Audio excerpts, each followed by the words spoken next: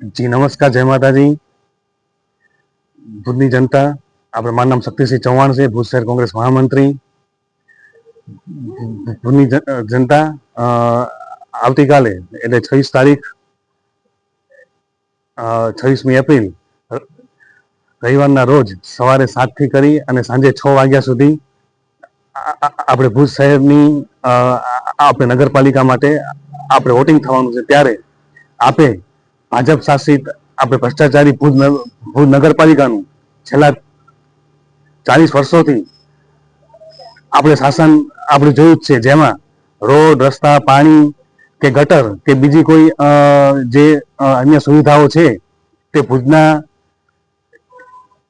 જે નગરજનો છે તેને સંવિધાનના અધિકાર મુજબ જે આપણે કોંગ્રેસે આપણે પંચાયતી રાજ આપણે ભારતમાં લાગુ કરી ને ભારતની જનતાને આપ્યા હતા, તે સંવિધાનિક જે અધિકારો છે તે પૂરા પાડવામાં આપણે જે ભાજપ શાસિત જે ભ્રષ્ટાચારી ભુજ નગરપાલિકા છે તે સંપૂર્ણ આપણે નિષ્ફળ નીવડી છે।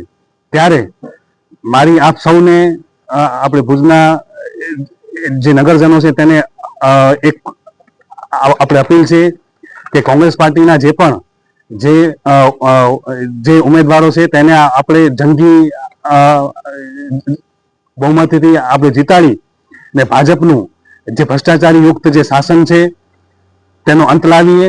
અને જો કોંગ્રેસની સત્તા આવશે તો જે ભુજ શહેરની જે ગટરની સમસ્યા છે તેના માટે વૈજ્ઞાનિક પદ્ધતિથી આપણે સર્વે કરાવી જે નવી વ્યવસ્થિત ગટર વ્યવસ્થા કરવામાં આવશે। પછી પાણીની ચોરી અટકાવી નિયમિત રીતે સમગ્ર શહેરમાં આપણે પાણીનું વિતરણ કરવામાં આવશે। પછી સિટી બસની આપણે સુવિધા શરૂ કરવામાં આવશે, જેમાં આપણે મહિલા તથા આપણે સિનિયર સિટીઝનને રાહત દરે આપણે મુસાફરી કરવા દેવામાં આપવામાં આવશે।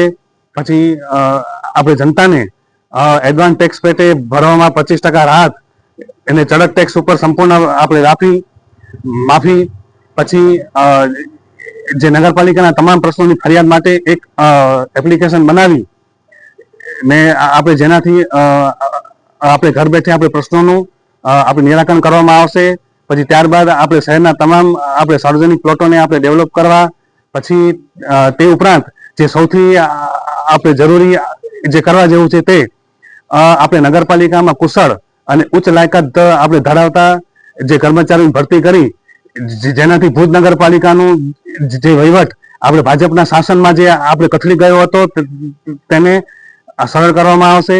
પછી શહેરને આપણે રખડતા ઢોરોની સમસ્યામાંથી આપણે મુક્તિ માટે શહેરની ભાગોળે આપણે પશુઘરનું આપણે નિર્માણ કરવામાં આવશે, જેથી આપણે ઢોરના ત્રાસમાંથી આપણે ભુજની જનતાને મુક્તિ મળે।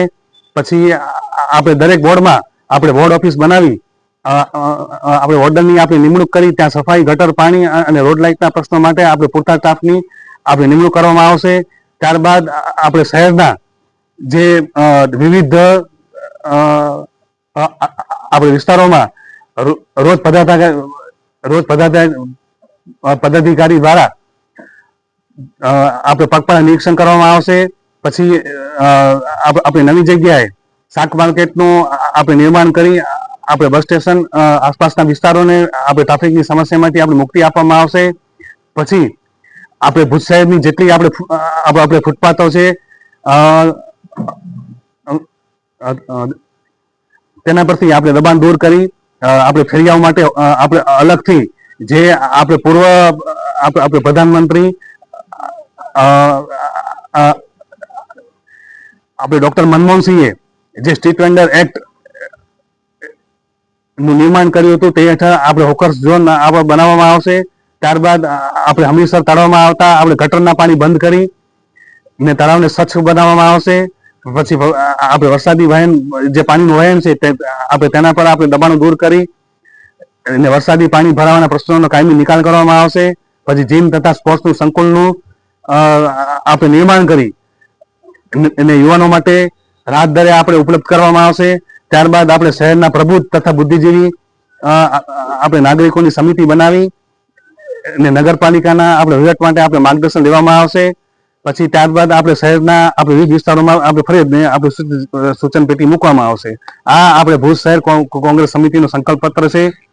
ને હજી મારે આપણે ફરીથી બીજું કહેવાનું શહેરના ભુજની જનતાને ફરીથી યાદ અપાવવાનું છે કે છેલ્લા 4 વર્ષથી આપણે કૃષ્ણાજી પુલ આપણે બંધ છે, ત્યારે આપણે ભાજપના સાંસદ ને ધારાસભ્યશ્રીઓ પણ આપણે ભુજની જનતાને આપણે કૃષ્ણાજી પુલ માટેના ઠાલા આપણે વચનો આપ્યા, ટેકનિકલ મંજૂરી છે ને ટેન્ડરની પ્રક્રિયા છે ને કોઈ આપણે કોન્ટ્રાક્ટર છે તે આપણે કૃષ્ણાજી પુલ આપણે બનાવવા માટે તૈયાર નથી.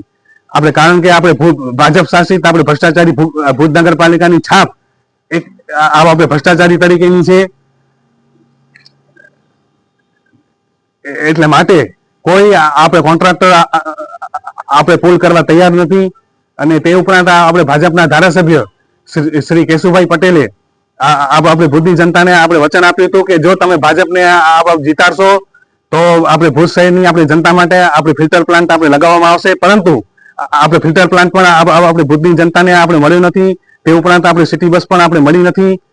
તો ને તે આપણે ભાજપ શાસિત ભુજ નગરપાલિકાનું આપણે 150 કરોડનું આપણે બજેટ છે, તે માત્ર ને માત્ર ભાજપના ભ્રષ્ટાચારી કાઉન્સિલરો દ્વારા આપણે ભ્રષ્ટાચારમાં જ આપણે વપરાઈ જાય છે ને લોક ઉપયોગી કાર્યો થતા નથી.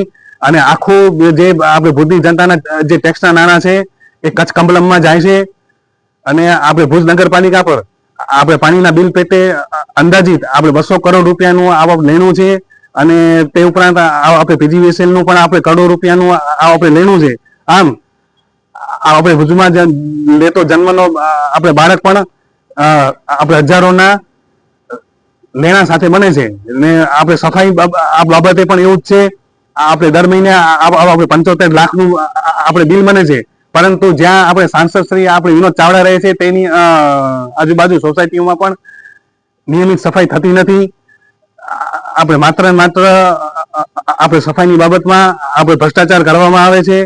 તે ઉપરાંત આપણે પાણી ચોરી પણ કરવામાં આવે છે, જેમાં આપણે હોટલો અને ઉદ્યોગોને જ પાણી દેવામાં આવે છે. આમ જો ભુજ શહેરમાં જો કોંગ્રેસ શાસિત જો નગરપાલિકા આવશે તો પાણી ચોરી આપણે અટકાવવામાં આવશે. પછી જૂના અને અનુભવી આપણે કર્મચારીની સલાહ લઈ આપણે ગટર પાણીના અને આપણે સફાઈના પ્રશ્નોનું આપણે નિરાકરણ કરવામાં આવશે. અને સિટી બસની સગવડ આપણે ભુજ શહેરની જનતાને આપવામાં આવશે. ને વિકાસના કામોમાં આપણે સુપરવિઝન માટે આપણે નામાંકિત એજન્સીને રોકી ને ટકાઉ ને મજબૂત કામો કરવામાં આવશે. પાણી વિતરણ આપણે નિયમિત કરવામાં આવશે, જેમાં જેની ભુજની જનતાને જરૂરિયાત છે. ને આપણે ધુનારાજા ડેમમાં આપણે ખાણેતરું કરાવી ને આપણે વરસાદી પાણીનો સંગ્રહ કરવામાં આવશે. અને આપણે ભૂકંપગ્રસ્તોને જે આપણે નવી શરતના જે પ્લોટ હતા તેને પણ આપણે કોઈ પ્રીમિયમ વિના આપણે જૂની શરતમાં ફેરવવામાં આવશે.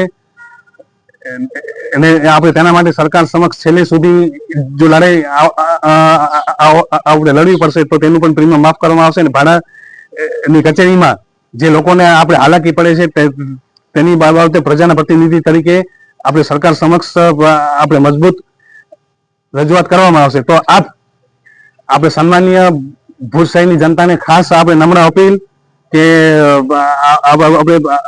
આપણે કોંગ્રેસના જેટલા પણ આપણે ભુજ નગરપાલિકાના આપણે જે ઉમેદવારો છે તેને જંગી આપણે બહુમતી આપી ને જીતાડો. અને આપણા જે 40 વર્ષથી ભાજપનું શાસન છે તે તેમાંથી પ્રશ્નો હલ નથી થયા, તો હવે આપણે કોંગ્રેસને એક તક આપીએ.